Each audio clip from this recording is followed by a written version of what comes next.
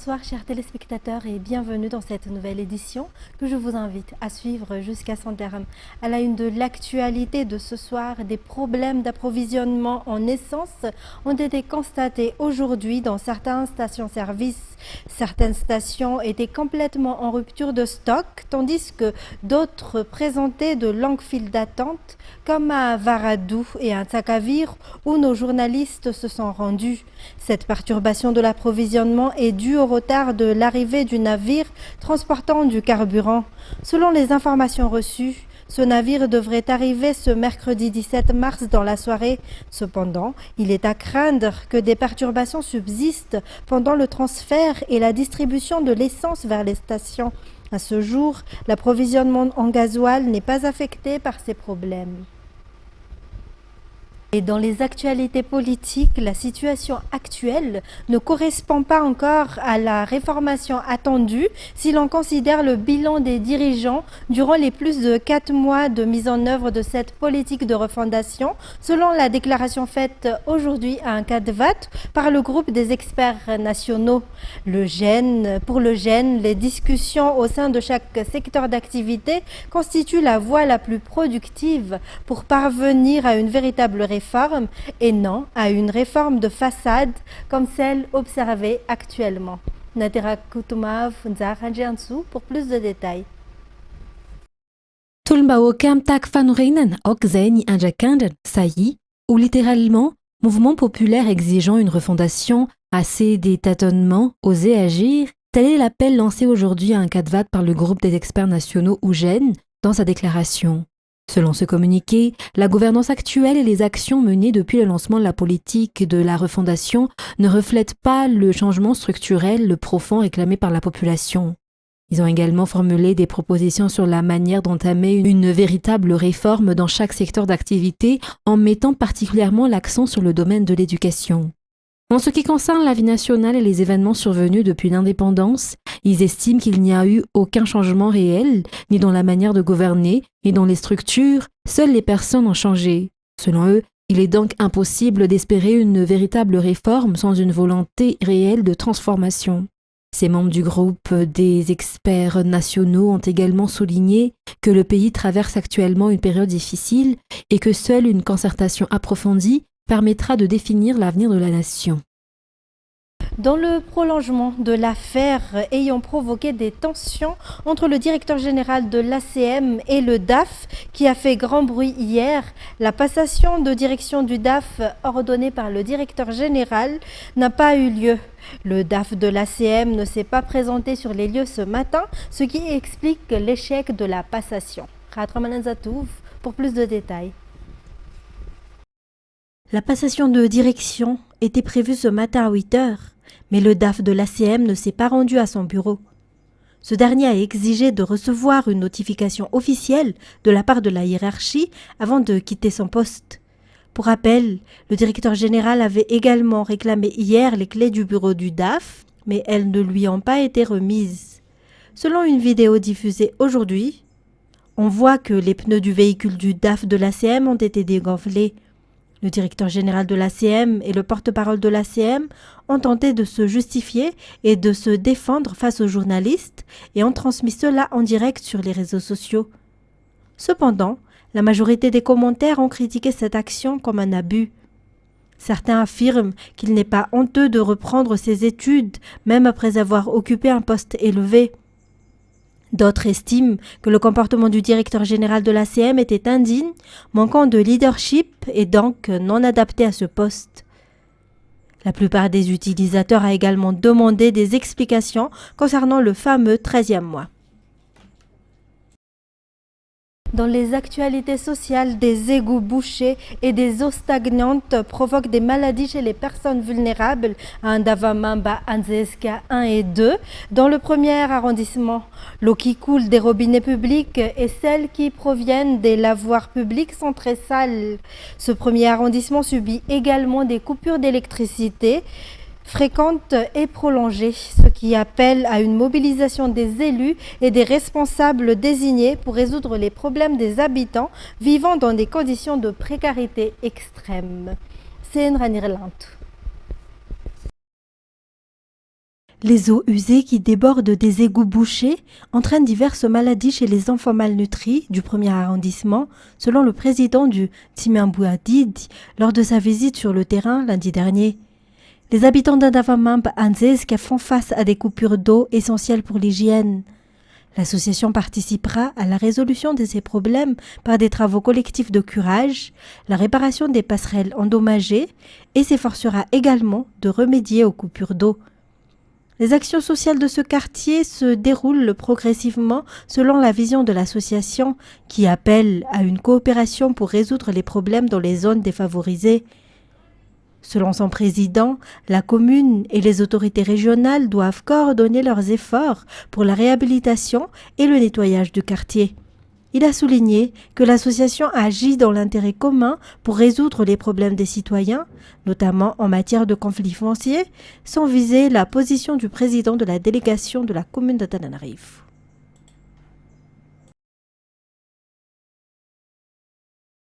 Face à la diminution des forêts, la protection de celles-ci constitue l'un des défis prioritaires pour Madagascar. Jusqu'où les stratégies mises en place par l'État pour protéger les forêts sont-elles efficaces? Qu'est-ce qui manque? Qu'est-ce qui ne fonctionne pas? Pour répondre à ces questions, la Fondation de l'innovation pour la démocratie, à travers le laboratoire de l'océan Indien, a organisé ce jour à l'ESA Ankats une conférence débat consacrée à la gouvernance des forêts à Madagascar. Nous sommes actuellement dans une période de crise environnementale, non seulement à Madagascar, mais dans le monde entier. La planète subit déjà les effets du changement climatique et il devient essentiel d'accorder une grande valeur aux forêts ainsi qu'à tous les éléments qui soutiennent la vie humaine. Mais jusqu'à quel point la population est-elle réellement consciente de l'importance des forêts si les responsables qui devraient agir ne prennent pas leurs responsabilités? Les forêts doivent être protégées et étendues afin de préserver l'avenir. Parmi ceux qui œuvrent pour la protection des forêts figurent les chercheurs du CNRE, en collaboration avec la Fondation de l'innovation pour la démocratie à travers le laboratoire de l'océan Indien. Pour le CNRE, les forêts devraient être gérées comme toutes les autres richesses nationales et les populations locales devraient être davantage impliquées dans leur gestion, car la simple plantation d'arbres ne suffit pas. D'un autre côté, la Fondation accorde une importance particulière à la démocratie, qui n'est pas seulement électorale, mais surtout dans ce genre de plaidoyer en faveur de la biodiversité. La Fondation d'innovation pour la démocratie vise à repenser la démocratie. Qu'est-ce que la démocratie pour nous, Malagas?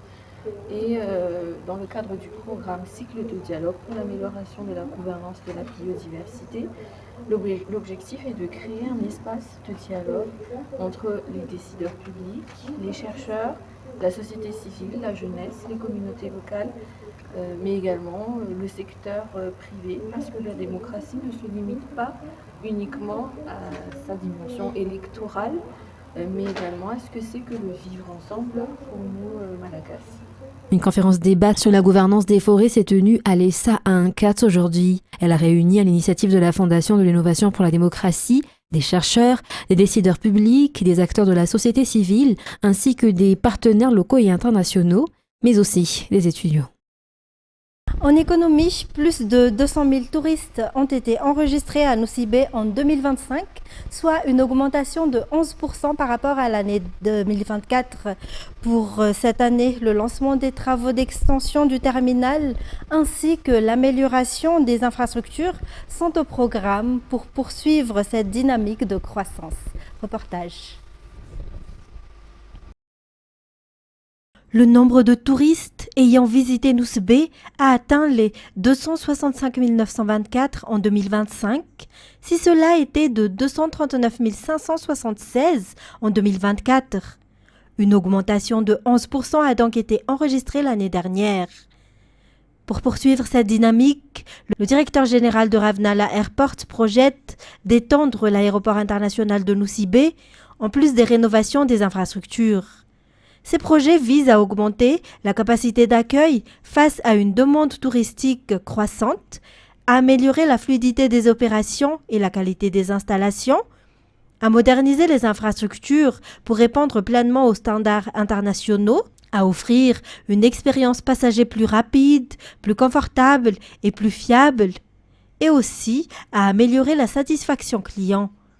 Pour rappel, plusieurs compagnies aériennes ont des vols réguliers au départ et à l'arrivée de Nosy-Be, notamment Air Austral avec des vols régionaux directs depuis La Réunion, Ethiopian Airlines avec des vols directs depuis Addis Abeba, Neos Air qui a opéré des vols directs depuis l'Italie, Airlink avec des vols directs depuis Johannesburg, Ewa Air avec des vols depuis Dzaoudzi et Madagascar Airlines qui opère des vols domestiques entre Nosy-Be et Antananarivo. Le gouvernement des Seychelles facilite l'entrée des Africains sur son territoire. Il n'est désormais plus nécessaire de demander un visa pour aller aux Seychelles. Toutefois, certaines conditions sont exigées pour les voyageurs africains. Ainsi, il faut disposer d'un passeport valide, d'un billet de retour et d'une preuve d'hébergement. Fin de scène, Mireille. Bonne nouvelle pour les touristes et voyageurs africains. La décision prise par les Seychelles de supprimer la demande de visa. Ainsi, les Africains n'ont plus besoin de visa avant leur voyage. Les visiteurs peuvent se rendre directement aux Seychelles et obtenir à leur arrivée un Visitor's Permit, entièrement gratuit, valable 90 jours, soit un séjour pouvant aller jusqu'à 3 mois. Malgré cette facilitation d'accès aux Seychelles pour les Africains, certaines conditions restent exigées pour tous les voyageurs se rendant dans l'archipel. Disposer d'un passeport valide, d'un billet de retour et fournir une preuve d'hébergement pendant toute la durée du séjour. Pour terminer les actualités locales, à l'occasion de la Journée mondiale du sommeil célébrée aujourd'hui, focus sur un besoin essentiel souvent négligé, bien dormir. Entre stress quotidien et usage excessif des écrans, les troubles du sommeil sont de plus en plus fréquents. Fatigue, irritabilité et baisse de concentration, les conséquences peuvent être nombreuses. Reportage. 22 heures, pour beaucoup, c'est le moment de se reposer. Mais pour d'autres, trouver le sommeil devient un véritable parcours du combattant. Les écrans, omniprésents dans notre quotidien, sont l'un des principaux ennemis du sommeil. La lumière bleue qu'ils diffusent perturbe l'endormissement et retarde l'horloge biologique. Le stress et les préoccupations du quotidien jouent également un rôle important. Résultat, des nuits agitées et un réveil difficile. Pourtant, quelques gestes simples peuvent faire la différence. Éviter les écrans avant de dormir, adopter des horaires réguliers ou encore privilégier un environnement calme et sobre. Autant de solutions pour retrouver un sommeil réparateur. Car bien dormir, c'est aussi mieux vivre au quotidien. Voici les heures de sommeil qui correspondent à chaque tranche d'âge. Nouveau-né 0 à 3 mois, 14 à 17 heures par jour. Bébé 14 à 11 mois, 12 à 15 heures par jour. Tout petit 1 à 2 ans, 11 à 14 heures par jour. Enfant de 3 à 5 ans, 10 à 13 heures par jour. Enfant de 6 à 13 ans, 9 à 11 heures par nuit. Adolescent, 14 à 17 ans, 8 à 10 heures par nuit. Adulte, 18 à 64 ans, 7 à 9 heures par nuit. Personnes âgées de plus de 65 ans, 7 à 8 heures par nuit. Le sommeil joue donc un rôle essentiel dans notre bien-être. En cette journée mondiale du sommeil, chacun est invité à repenser ses habitudes pour préserver sa santé. À l'international, l'Iran continue de cibler ses voisins du Golfe qui abritent bases et intérêts américains. De fortes explosions ont été entendues à Dubaï et à Doha alors qu'un tanker a été endommagé par un projectile inconnu alors qu'il était à l'ancre dans le golfe d'Oman près du détroit d'Ormuz. France 24.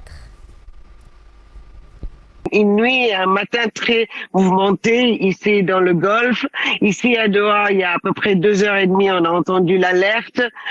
Puis on a entendu plusieurs explosions assez fortes. Le son de l'interceptation de missiles balistiques, parce qu'en général l'Iran frappe ou essaye de frapper le Qatar avec des missiles balistiques. Et puis un feu a été déclenché suite à la tombée de débris dans la zone industrielle. Il y a aussi eu des interceptations au Koweït, en Arabie Saoudite, et puis au large du golfe de Man, à peu près 23 000 marins. Un pétrolier a été frappé. Il y a eu un feu qui a été déclenché, mais il paraît que les dommages ne sont pas très majeurs. Mais puis aux Émirats arabes unis, une personne de nationalité pakistanaise a été tuée suite à du débris après une neutralisation près de Abu Dhabi. Et puis le port de Fujairah continue à être pris de mire par les Iraniens. Ceci parce que ce port continue à fonctionner car il est sur le golfe, il donne sur le golfe de Man, donc les pétroliers évitent complètement le détroit d'Ormuz. C'est un port très important pour l'économie des Émirats, exportant 1 million de barils par jour. Il a été déjà frappé il y a quelques jours et on a vu 2 colonnes de fumée noire qui ont pris la plupart d'une journée pour être mis sous contrôle. Encore une fois, il a continué à fonctionner. L'Iran, encore une fois, essaye de le frapper, essaye de cesser toute activité qui sort de ce port. Et une série de très fortes explosions ont retenti dans la nuit à Téhéran, des frappes d'une puissance inédite depuis le début de la campagne de bombardement israélo-américain sur la capitale iranienne, explique le correspondant de France 24. À 3 heures du matin, j'ai été donc réveillé par une très forte, puissante explosion. J'ai cru que l'appartement voisin avait été touché par un missile.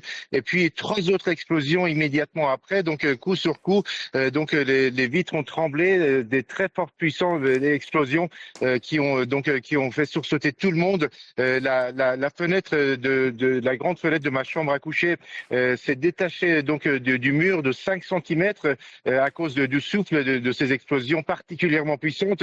Une baie vitrée de 4 mètres de long et de 2,7 mètres de hauteur. Une grande fenêtre. Et donc, il s'est détaché du mur. Une autre fenêtre dans le salon. Il y a une vitre qui s'est fendue. Également, les rideaux qui sont tombés. Ces 4 explosions étaient si fortes que tout le quartier a été réveillé. J'ai cru d'abord que c'était le commissariat qui se trouve à 800 mètres à vol d'oiseau de chez moi qui avait été visé. Je me suis rendu sur place à 5 heures du matin pour aller vérifier la cible qui avait été touchée. En fait, le commissariat était intact et en fait, les sauveteurs qui étaient sur place m'ont expliqué que en fait, c'était une cible militaire qui avait été touchée dans la montagne à environ 1,5 km de là où je me trouve. Sans doute, la puissance de l'explosion et les détonations très fortes jamais entendues jusqu'à maintenant me font penser, mais aussi à d'autres collègues qui habitent dans le quartier, qu'il s'agissait de bombes d'1 tonne ou de 2 tonnes, peut-être même des GBU qui ont été lancés contre cette cible dans le nord de la capitale iranienne. À 2 km de là où je me trouve, vers l'ouest, les fenêtres d'un ami qui habite donc à 2 km d'ici, toutes ces fenêtres ont volé en éclats et donc les portes de son balcon ont été ouvertes et donc la poussière a envahi toute sa maison. Donc une très très forte explosion dans la nuit vers 3 heures du matin.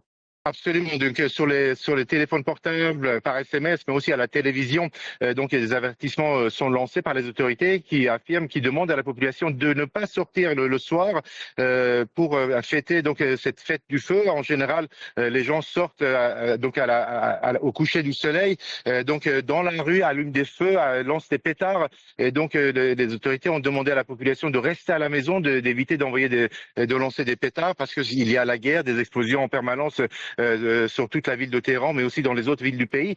D'autant plus qu'il y a un appel qui a été lancé par Reza Pahlavi, le fils de l'ancien monarque, qui a demandé à la population de descendre dans la rue à cette occasion. Il a même affirmé que des cellules dormantes et des cellules armées dormantes de ce qu'il appelle la garde impériale ou la garde Javidan en persan sont prêtes à intervenir pour soutenir la population.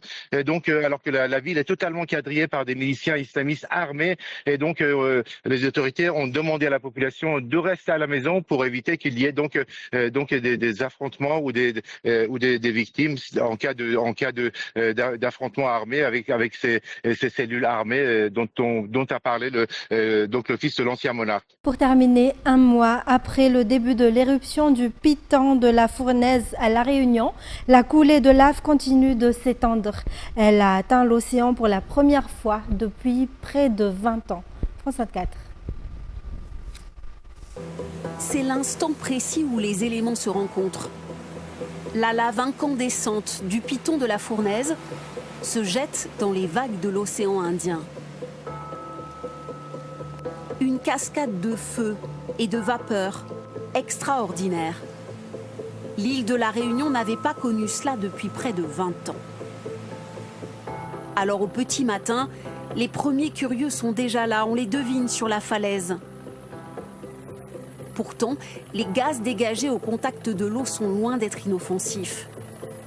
Mais l'appel du spectacle de la nature est plus fort que tout. Le suspense durait depuis plusieurs jours. La lave allait-elle atteindre l'océan? Vendredi dernier, une coulée avait franchi la bien nommée route des laves.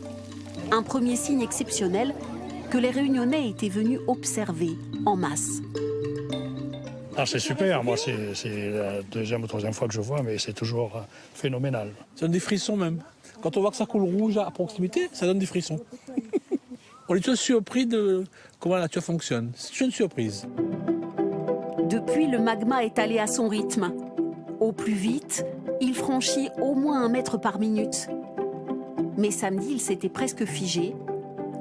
L'arrivée à l'océan est donc une belle surprise, point d'orgue d'une éruption commencée il y a plus d'1 mois. C'est ce qui a mis un terme à cette édition. Mesdames et messieurs, merci de l'avoir suivi. Restez avec nous tout de suite après l'émission Nizuku présentée par Teinran Irland. Au revoir et bonne soirée sur Viva.